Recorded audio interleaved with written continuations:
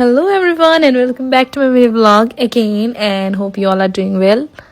So आज चाहिँ म कतै जान लागेको with my friend and obviously तपाईहरुलाई लोकेसन हेरेर त थाहा भइरह्यो होला म कहाँ गइरहेको छु भने.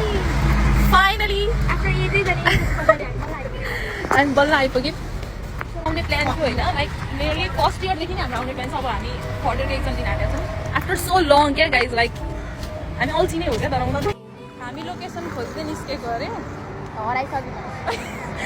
अनि त्यो पुगिसकेपछि हामीले चाहिँ आफ्नो मनपर्ने लुगाहरू छानिसकेपछि वी डिड ट्राई इट. अनि इफ कसैले त्यहाँ भिजिट गर्नुभएको छैन भने I would definitely suggest you please go and visit. Winter collection चाहिँ एकदम राम्रो देखेँ अनि म फेरि पनि जानेछु फर समर कलेक्सन्स.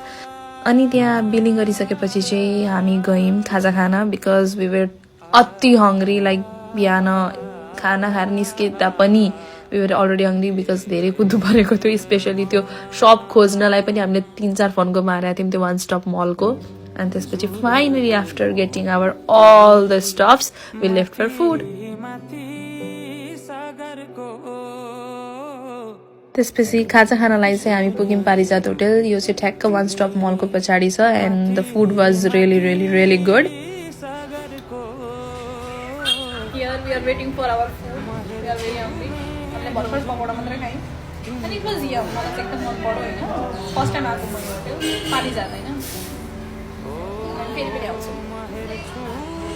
हामीलाई के चाहियो अरे पुनः चप्पल मेरो लागि चप्पल. घरमा मैले चप्पल छैन गाइस. हाम्रो चप्पलको दोकानै भेट्न आँटेनौँ होइन.